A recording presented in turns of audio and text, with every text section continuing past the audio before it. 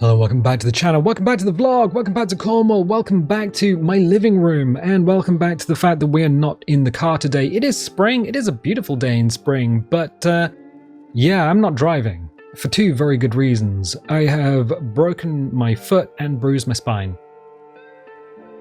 One is worse than the other, but you probably won't guess which. So yeah, there is a story to be told. Now, just to head everyone off at the pass, I'm not looking for sympathy. Don't worry about me. I'll get better eventually. But yeah, there is a story to be told. And the story begins a couple of weeks ago. It was Easter Sunday, and the Pope had just died. And it was a beautiful day in spring, and I was like, you know what? I'm gonna clean the car and do some spring cleaning in the flat, because you gotta do that. After the dark days of winter, you've got to air everything out, clean everything up so that you can spend the bright summer days melting, because we don't have air conditioning in the United Kingdom. So I did just that, cleaned the car, got it really, it was beautiful, chef's kiss, polished it, vacuumed the shampooed the interior, I mean it was great. And I was just about to do spring cleaning in the flat when I thought, you know what? I've already done the washing for this week. I've done the clothes, I've done the bed sheets, you know, everything's done, but I think I can be super efficient and get another load through.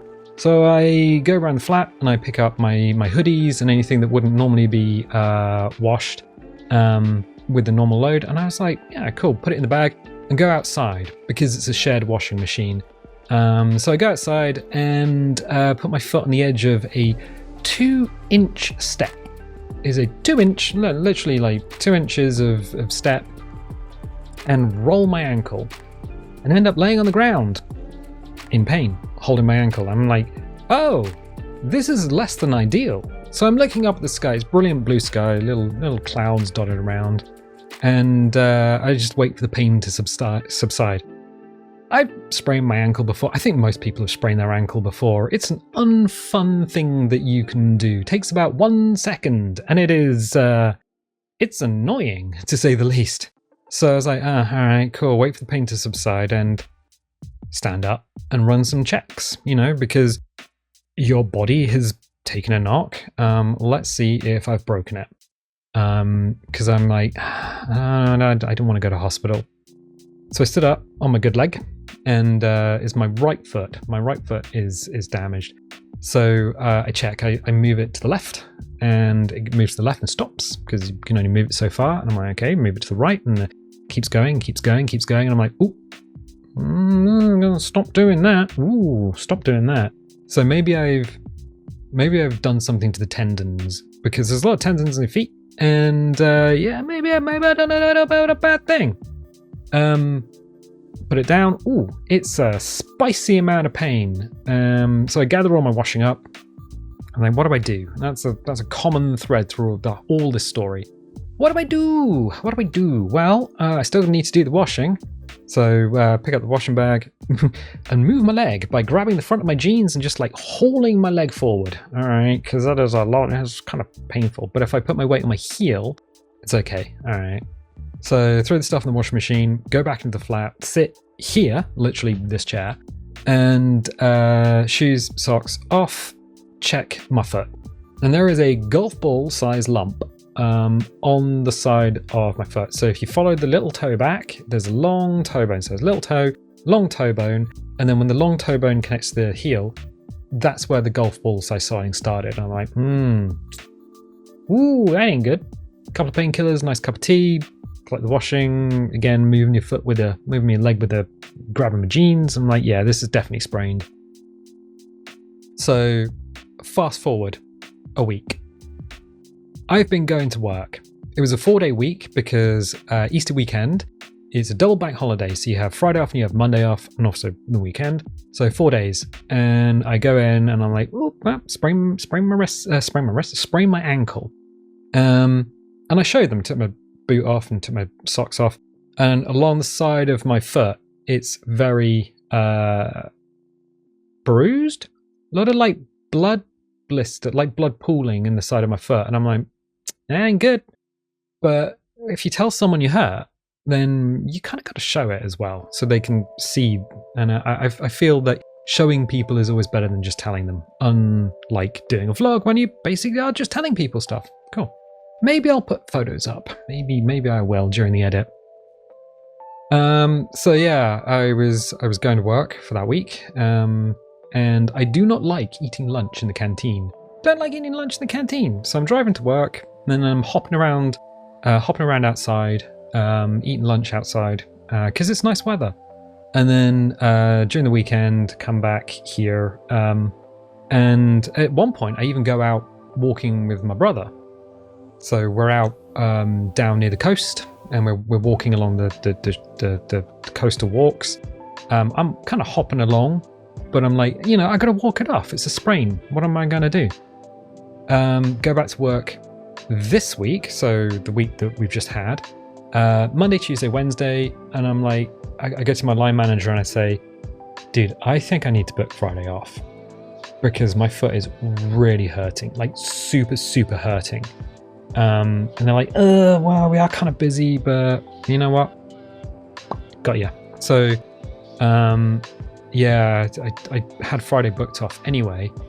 Thursday morning, the day before, I get out of bed and I put my feet. So I get out of bed, I'm laying down, put my feet down from the side of the bed. And as you're laying down, the blood in your body is just kind of like even across the whole body.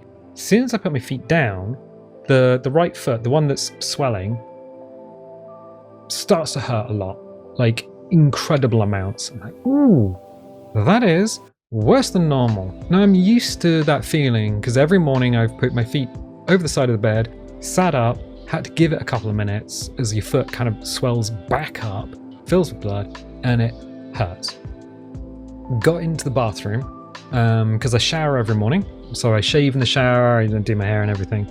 And I'm there in the bathroom and I'm like, no, this really, really hurts. So this is Thursday just gone. I'm like, I am going to have to go to the hospital. I'm going to have to give up and I'm going to have to, go to the hospital. And I'm like, what if it actually is broken? What if, and these what if thoughts are going through my head. So I jump in the shower, put some shampoo in my hair. That'll come back later. And I do the shave.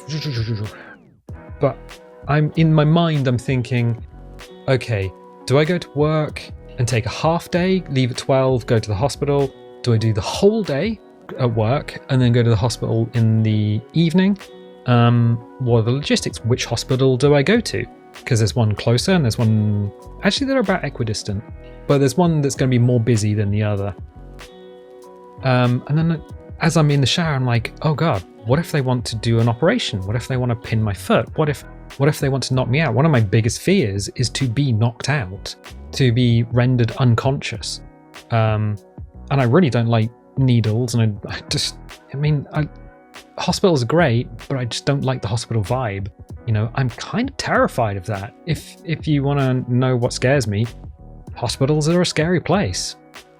That was a question that kind of answered itself. Because yeah, as I was thinking about this, as I'm in the shower, I can feel my cheeks and my lips go a bit tingly. And I'm like, oh, I'm getting dizzy. Turn off the shower. So the shower is off. And that is one of the most important things you can do if you're in the shower and about to pass out. Turn the shower off, pull the shower curtain back, and go to sit down. Now, my shower is in a bath. So you get in the bath, and then the shower is on the wall, and you sort of get wet that way. I go to sit down. I don't remember completing the sitting down part of that task because I woke up sometime later. I was full length in the bath, back up against the so feet towards the taps and back towards the sort of the sloped end of the bath. All of the bottles of shampoo and everything had been scattered, like someone had bowled a strike. And I jerk awake, and I'm like, whoa, what am I doing here? My first thought is, oh God, I'm going to be late for work. How much time has passed? I'm late for work. I need to call someone. My second thought is, oh, I can't breathe. Oh, I can't breathe. Yeah, that was a spicy little addition to the pain. So my foot, let's recap. The foot hurt. Now my back hurt. And if you sort of draw your back and then draw a cross, equidistant across your back, right in the center, on the spine. Sharp pain, just incredibly sharp pain. And I'm like, oh, uh-oh. So I go to sit up and I can't. I just can't sit up. I can't move, I can't do anything. I'm like, okay, cool. I am full length in the bath. It is Thursday morning. No one is coming to look for me. No, I don't live with anyone. If I don't turn up at work, they might not think that's weird. And they might try and call my phone to see if I'm around. But they might not try and call a next of kin or something. So I'm just like, I could be here because I got Friday booked off and I'm not due to be in Friday anyway. So I could be here all weekend if I don't move. Okay, what do I do? What do I do? What are my resources and what do I do? Well, the phone is in the living room. It's actually on the sofa behind me. So the prior night I had clothes ready on the back of the sofa and my phone was there as well. And I'm like, I'm going to need to call an ambulance. I can't really do anything at this point. And in order to call the ambulance, I need to get to my phone. So I grabbed the side of the bath because I couldn't sit up. I couldn't do anything. I grabbed the side of the bath and just pushed myself over the side of the bath onto the bathroom floor. I don't remember hitting the bathroom floor. I must have done that, but I don't remember it. That bit's been erased from my memory because that must have been incredibly painful. But then I'm just lying on my back on the bathroom floor and I'm just like, oh, what do I do? What do I do? Well, I need to get into the living room to get the phone. So I can only move by raising myself up on my, well, you can probably see. There's that one. I think that one there. Yeah, there you go. Little scrapes on my knuckles. Weirdly, the same amount on the same side. So I basically just carried myself, just shuffled myself from the bathroom into the living room. You can't really see it, but there's a carpet. There's a rug underneath the chair, and I just lay underneath this chair because I couldn't do anything. And I must have been here for about an hour. Don't know how long I was unconscious in the bath, but yeah, I just kind of laid on the floor for an hour because I couldn't do anything. There's a sideboard there, sort of there with Voyager and a drone and stuff on it. And I'm like, okay, cool. I can't lay here forever. Can I get up? And so I start pulling the drawers out so I could grab hold of something to lift myself up. Pain in my back is incredible. So foot hurts, back hurts more. I'm just like, oh God, all right. What are my resources? What am I going to do? Okay, first of all, I need to put some clothes on. So I need to get my pajamas back on, which are a pair of, well, you can't see them, I'm wearing them now. A pair of grey joggers and a grey t-shirt. So I'm on the floor and I grab those because they're on the end of the sofa where I took them off before getting into the shower.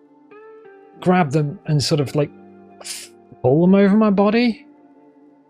And so I'm wearing pajamas. Get my phone from the end of the sofa and then just pull the clothes that are on the sofa just onto the floor.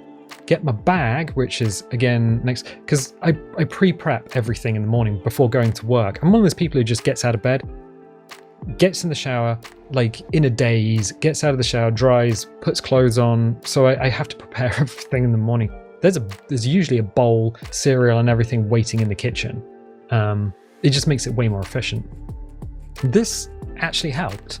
So stuffed all that in the bag, got my phone charger, stuffed that in the bag. I'm like, okay, I need to phone an ambulance, but I'm going to need to get to the front door to do it because the paramedics are going to need to come in. Okay, cool. So I had phone charger, wallet, house keys, and a change of clothes. I got myself into my pajamas, got to the top of the stairs because it's top floor flat. Just pushed the bag of stuff down the stairs. It's like, I'm not carrying you, you go. And then slid down the stairs on my elbows, just like down as much as I could. It turns out that if I compress my spine, if I lift anything up, it was painful. But if I stretch my spine, if I put my spine under tension, it was okay. So I was just kind of like slowly going to... It took about 2.5 hours from from like starting the shower to getting to the front door. Got the front door open, propped myself up against the wall, and dialed 999, because in the UK it's 999. And they were like, yeah, what was it? Police, fire, ambulance. And I'm like, ambulance? Okay, who's the patient? I'm the patient. What's happened? I passed out in the bath. I came to. I can't move. My back hurts, and my foot may or may not be broken. And they, okay, cool. So they took all the details. And this point is, I'm struggling to breathe, because I can only take about half a lungful before my back's just like, you are not doing any more, my friend. Okay, all right. Okay. So the lady on the phone's like, look, we can get an ambulance to you, but it might take a while. What I didn't know was that the main road through the county, there'd been a road traffic accident and the road had been shut off, and traffic was kind of like chaos. So the ambulances were probably out dealing with that. So I'm there, and they're like, look, because they put me on like a FaceTime, so that the dispatcher could actually see me, and I'm just like there on the floor. I can't lift my arms up, so I'm just propping the phone up on the floor. And they're like, if there's any family members or if there's anyone nearby, can you get them to give you a lift to accident and emergency? And I'm like, okay, what do I do about the ambulance? And they're like, well, if you can get someone to give you a lift, phone 999 again, give us your details, and we'll cancel the ambulance. I'm like, okay, cool. FaceTime mum. I got on the phone, FaceTime mum, and I'm just like, Mum, I need help. And she's like, your stepdad has got the car and he's in the area. So yeah, like 20 minutes later, stepdad turns up, and my brother comes out as well. So my brother's there, my stepdad's there. Brother gets me some paracetamol, and stepdad's there with the car, and it's like between them they managed to get me up, and I'm just hobbling to the car, get me in the seat, and we I gave my phone to my stepdad, and he calls the 999, calls the dispatcher, and is like, and I hear him having a conversation. I hear half the conversation. It's like, well, you should go to this hospital. And he's like, yeah, but it's going to be super busy, so I think this hospital is going to be better. I was like, all right. So we end up going to the quieter of the two hospitals. Happens that it is a hospital that I know, because I've spent a week in it when I was a student doing A-levels for a suspected appendicitis. I think at that point it was actually IBS, like a really acute bout of it. Or there was some stomach virus going around, but they don't take the chance, they don't take the risk. This time we drove up, stepdad goes in and gets a wheelchair, and I get into the wheelchair and get wheeled into the hospital. I have never walked into that hospital by myself. Every time I've been there, I've been wheeled in with a wheelchair. It's twice, but twice. And they're like, cool, you need to go to triage. So we go to this like glass hole in the wall, and lady's there, and it's like, wow, what's wrong with you? And I'm like, I've fallen in the bath, and my back hurts, my foot. And she's like, no, we just need one thing. What's the bit that's causing you most pain? I'm like, my back. My back really hurts. She's like, okay. Wheels me round to the waiting area, and just goes straight into triage. There's another nurse, and wheels me into this little office, and she comes in, and she's like, okay, what's the problem? Fallen in the bath, back hurts. How did you fall? Don't know, I was unconscious at the time. Okay, cool. And because I'm just wearing a t-shirt and joggers, I'm not wearing socks. She looks at my foot and goes, oh, that looks broken. Ooh, okay. I've been walking around on that for a week and a half thinking it was a sprain. But okay, fine. So we get moved into a cubicle, and I get put on a bed, and have an ECG. So I don't know if... Ooh. Yep, here they are. So I had a load of like tabs stuck to me. I've been pulling them off They're a bit, that's dust from the shells, but I've been pulling them off. They got like a, I guess like a carbon strip. And what they do is they stick them to you around your chest, wrists, ankle, and they make sure they can hear a heartbeat all over your body to make sure the blood is still flowing to your extremities and that you don't have like arrhythmia or something. And that was done. And then we just waited and waited and waited and waited and waited for about 3 hours, I think, which wasn't too bad. It wasn't as bad as I thought it was going to be. I was expecting a 9-hour wait and then a comeback tomorrow. But yeah, no, 3 hours. And eventually the doctor came in and was like, okay, what's wrong with you? So she sat me up and she felt around my back and was like, does this hurt? Does this hurt? So not broken any ribs, just probably banged my back on the way down after falling in the bath. Or falling in the shower, which is in a bath. And then she took a look at my foot. And she was like, ooh, that looks broken. Yeah, all right, okay, cool. So my foot's swollen up and it's red and my toes are all bruised and the sides of my feet got like blood pooling in it and stuff. So she pokes it around, pokes. This hurt? Nope. This hurt? Nope. This hurt? Nope. This hurt? Nope. And I'm thinking, at this point, it's probably still a sprain. Does this hurt? Oh, yeah, that really hurts. Like, surprisingly. I don't swear. I think that's actually verbatim what I said. And then she pokes somewhere else. She pokes near where the swelling has started, that golf ball sized lump. Boop. And I'm like, probably don't do that again. That's a spicy pain. And she's like, okay, yeah, I think you might have broken your foot. We'll send you off to X-ray. In the meantime, we're going to give you some painkillers because you are obviously in pain. So I was given something called naproxen, and I have it here, in fact. That's, there you go, 250 milligrams. Not going to dox myself, am I? Nope. No, it's on the other side, it's all your patient stuff. So they give me a couple of tabs of naproxen, and they were like, you need to eat with this. So we'll get you something from the kitchens. I'm like, okay, cool. In the meantime, I was wheeled off to X-ray. So they just took the whole bed. Porter comes, takes the bed, wheels it down to X-ray. I get wheeled into X-ray, and I'm like, oh my god, this is great. The only time I've had X-rays before is when they X-ray your teeth to see what's going on in your mouth when you're a kid. And I'm like, what isotope do you use? And they're like, we don't use isotopes. We use it's just generated, X-rays are generated using electricity. And I'm like, oh.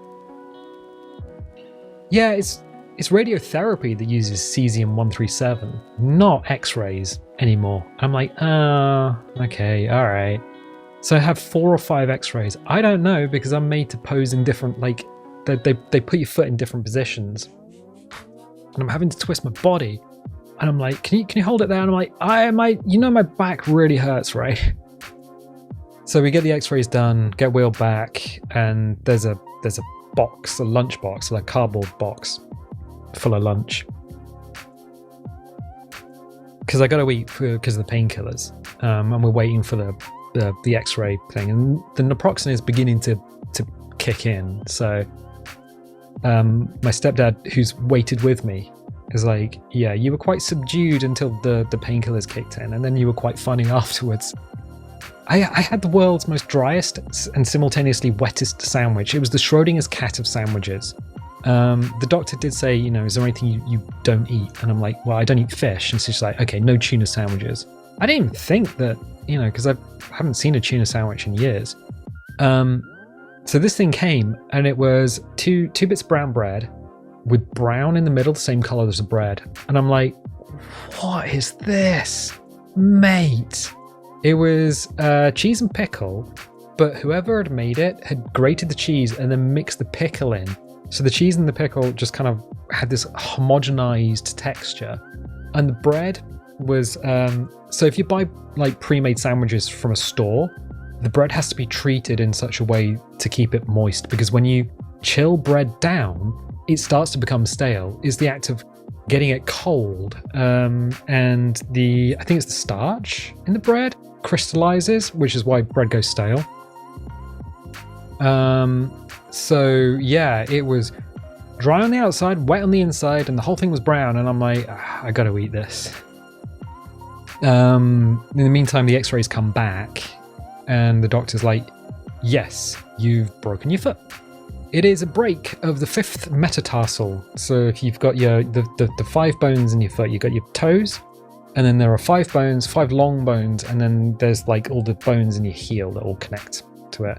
So if you find my little toe and find the bone that connects the little toe to the heel, where that long bone connects to the heel, straight across, snapped.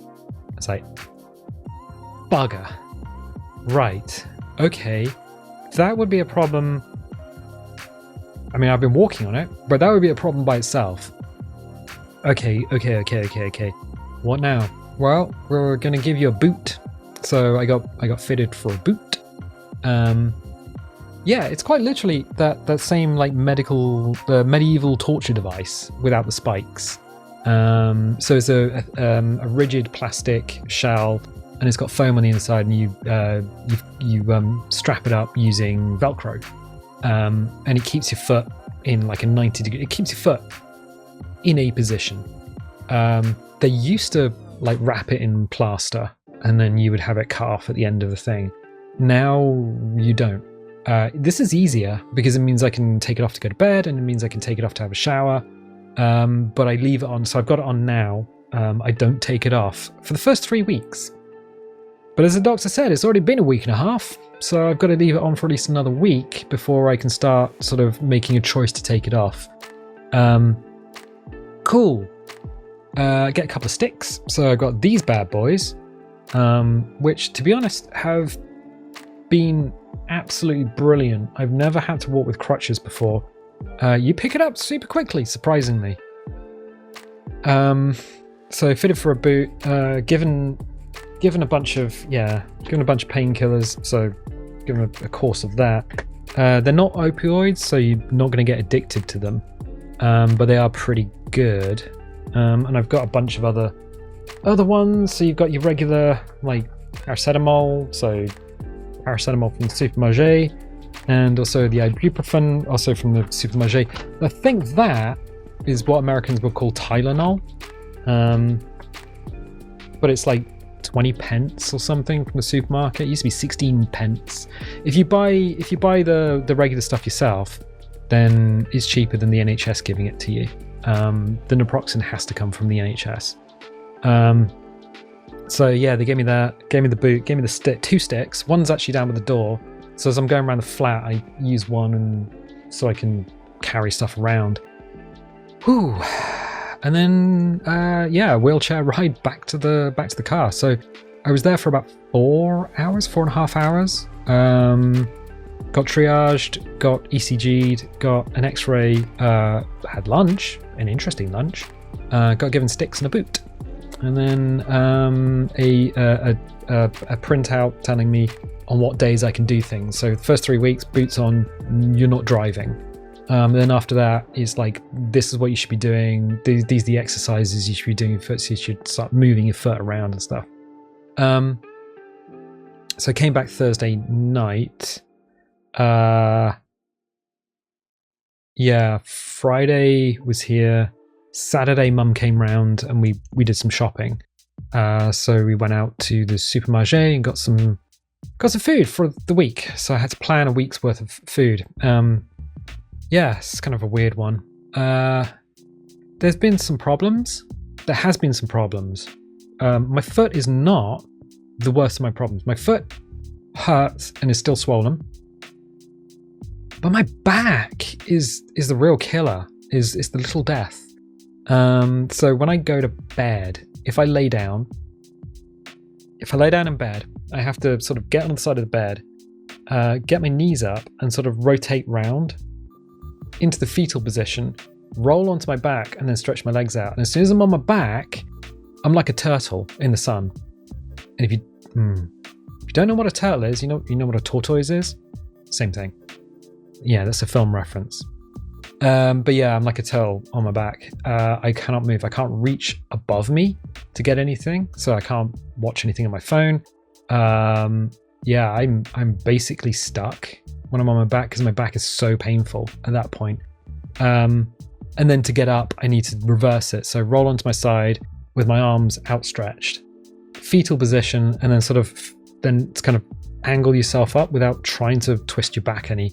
Past couple of days, I've been waking up about 5 o'clock in the morning, going to the kitchen, which takes about half an hour, eating a fruit pot, because you have to eat with naproxen, taking some painkiller, and then going back and sitting on the sofa. There's a sofa.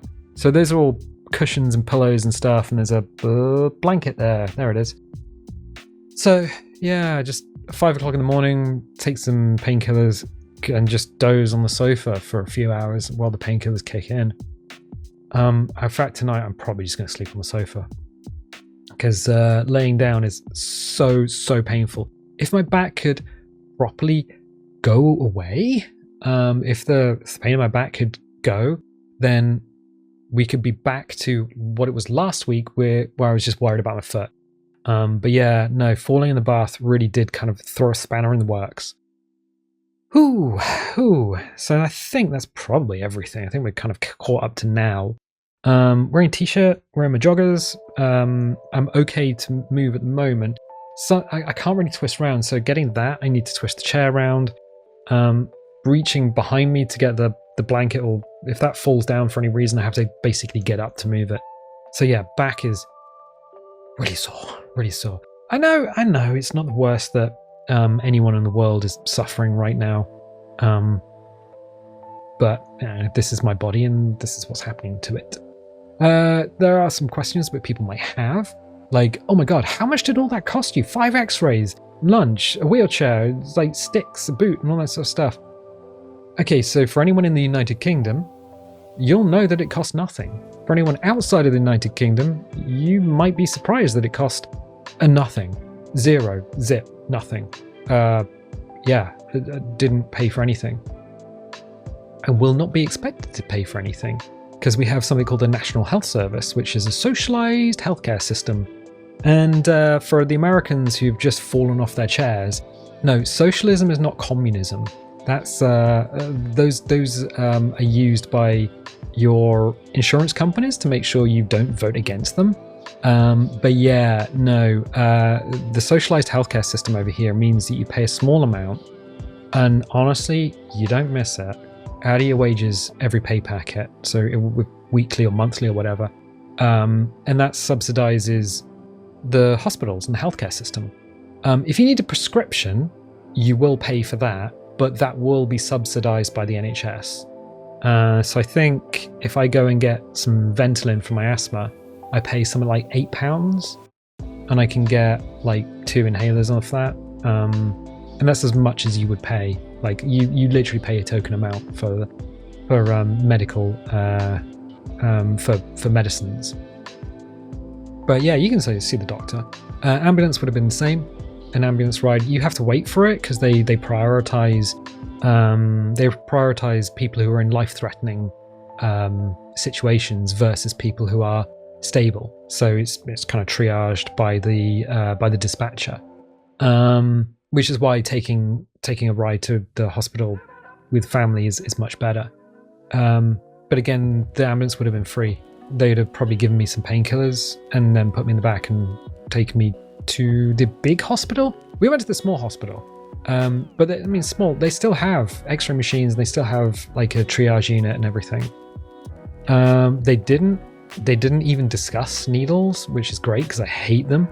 Although stepdad and I were listening to all the people coming in on the other side of the ward where other people were going into cubicles. So they were seeing other people because they were in much worse condition than I was.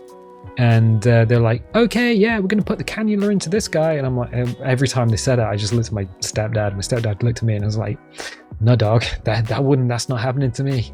No, if you need anything, you can put it in my mouth or my butt, but you're not putting it in a hole in my arm. It's no way. So yeah, still got a sense of humor, which is great. Still got films and stuff. I have to take next week off because I can't drive. I have been driving, But I realise now that that might have been not good. But now we know it's broken, I'm not allowed to drive. And I can't really take the bus to work because it would mean taking the bus, changing buses, getting to work, and then walking like half a mile. Or from here to the nearest bus stop is you basically have to go and stand in a country lane for half an hour. It's not practical. It's not practical. And nobody I know drives past here on their way to work anyway. So it would be a fool's errand to try and get there. So I've booked next week off as like sick leave. I'm just like, I can't come in. We'll see about the week after that. I think my back should clear up. I've hurt my back before. It just happens. Sometimes it happens. Backs are like that. But sometimes they're just super painful and eventually it'll go away. There's no worry. It just, hurts. So if that clears up, then I'll be worried about my foot. My foot, all those marks along the side, that's actually gone in the last 3 days since wearing the boot. Those marks have gone. My toes are still bruised. Toes are still bruised and they're still swelling across the foot, but I guess the swelling is, that's dealing with the brake. So yeah, that's fine. In terms of entertainment, well, we got food. I got food and I got plenty of tea. Lots of Earl Grey. Like, no, don't worry about me. I've got plenty of Earl Grey in my tank mug. Yeah, that's a baller mug. Yeah, it is. It's Earl Grey. But yeah, no, I've just downloaded the Elder Scrolls Oblivion remaster. That's a thing, isn't it? That is a real thing. So I've been giving that a go. Tippity top tip. If you are on an Nvidia card and you're struggling with frame rate, disable DLSS and use AMD's FSR. That should allow you to use the what is it? Ray tracing? The ray tracing light on at least low, and then you can AI generate more frames. So you can have it about 60, and I've switched everything to medium. No, I've switched everything to high. So everything's high, everything's on FSR. AMD's FSR seems much better than NVIDIA's DLSS. So I've been using that. I've been cranked the mouse speed up to 100% and disabled head bob. Because when I started playing it, I was like, ooh, I'm feeling a bit ill playing this. Yeah, disable head bob, rack the mouse speed all the way to the top so it's matching your mouse movements, AMD's FSR, and see how you get on. But yeah, I'm enjoying that so far. So yeah, during the day, painkillers, food is fine. I can still cook. I've got an air fryer, so I got sausages tonight. Sausages and chips. Sausages and, well, fries if you're American. But I've got enough to make roast dinners. So I'm going to have boeuf and mixed vegetables and Yorkshire puddings and stuff, courtesy of the air fryer. And because it's all frozen, I can do some of it in the microwave, some of it in the air fryer, and then add some gravy and it'll be great. And yeah, plenty of tea. Plenty of tea. The only thing to worry about is doing a hiccup or a burp, because sudden short bursts of ouch. And yeah, I'll sleep on the sofa because laying down is a pain in my back. So to say, it's a pain in the ass. As for videos in the next week or so, they'll just come as I feel like doing videos. I don't see why we wouldn't do it, but considering it takes half an hour to an hour just to get out of bed, and it's now 4 o'clock in the afternoon. I don't think I've done that much today. I've just literally been like, get out of bed, get in the shower, and it's so slow just to do anything. But yeah, I still have some independence, which is great. Stepdad did send me a message, just like, don't go overdoing it. I was like, yeah, that makes sense. I mean, I did try and walk off a broken foot. So, does it feel like I'm letting work down? They are kind of busy at the moment, but I can't physically get there. And that's kind of frustrating. I think that's the frustrating bit, is like you can't physically do stuff. But this this will pass. This will pass. And then I have a really boring story to tell people of that time when I went to do the laundry and broke my foot. So cool. Excellent. I'm gonna leave it there for the time being, because I've got to edit this and upload it and everything. If you like these vlogs, like these videos and like the channel, and you haven't subscribed yet, oh my god, I mean, what are you doing? Please subscribe. Like the video, because you know that helps to get found by YouTube. And I tell you what, I'll catch you next time.